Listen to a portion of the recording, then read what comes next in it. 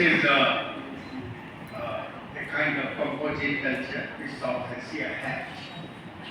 And therefore, Salaam Alaikum becomes integral to us, to our identity. Now, let me begin by thanking Dr. Qureshi, our own beloved Vice Chancellor, Nidhi ji, and of course, let me submit few things here that these days I am doing internship under our own students, and I call them federal Iranians, those who never settles till they discover what the truth is. So the format is gradually, I thought, let me say with the Honorable Vice Chancellor and with this House, that Federal Studies has taken an initiative. That initiative is that gradually transform and give lead positions to students in organizing academic activities of the center. Secondly, also at times I train them in the administrative structures and they support me. In fact, therefore I am doing internship under them. So for me, they are all my teachers. Thank you, students, making me intern of yours.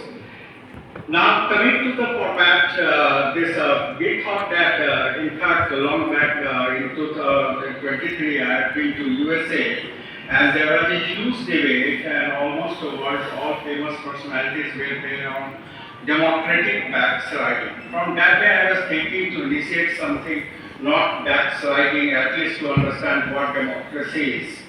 Sir, our format is very clear that we strongly believe that democracy can be reimagined through a structured dialogue.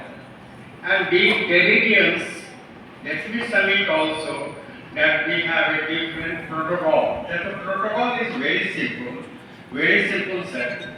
We think that when an author writes a book, he or she is writing 3 books at a time. One is that when an author dialogues with himself, that is, we call it a speech text. First book is a speech text. Second is what is being published as book. This is called written text. And the third is auditory text. That is, when we read, we create a text. So an author has 3 versions of his or her ideas. And over the years, in federal studies, we have been learning about democracy and all these things. And after half a century of internship as a student of democracy, what I realized, that democracy, and rightly said by my youngest colleague, Tuba and others, Amar and others, that it is ever developing, never ending process. Then what I realized, there must be certain integral. After years of study, what I found that democracy has only one intrinsic goal, that is autonomy. And now the paradox of democracy begins from here. The first paradox is that democracy never is self-moving. It requires institutional ecology. It requires certain constitutional setup structures. When I say institutional ecology, it is very pertinent to mention that institutions like Election Commission and authorities like Chief Election Commissioner, Supreme Court of India, and also organic institutions like university become very crucial, which moves democracy.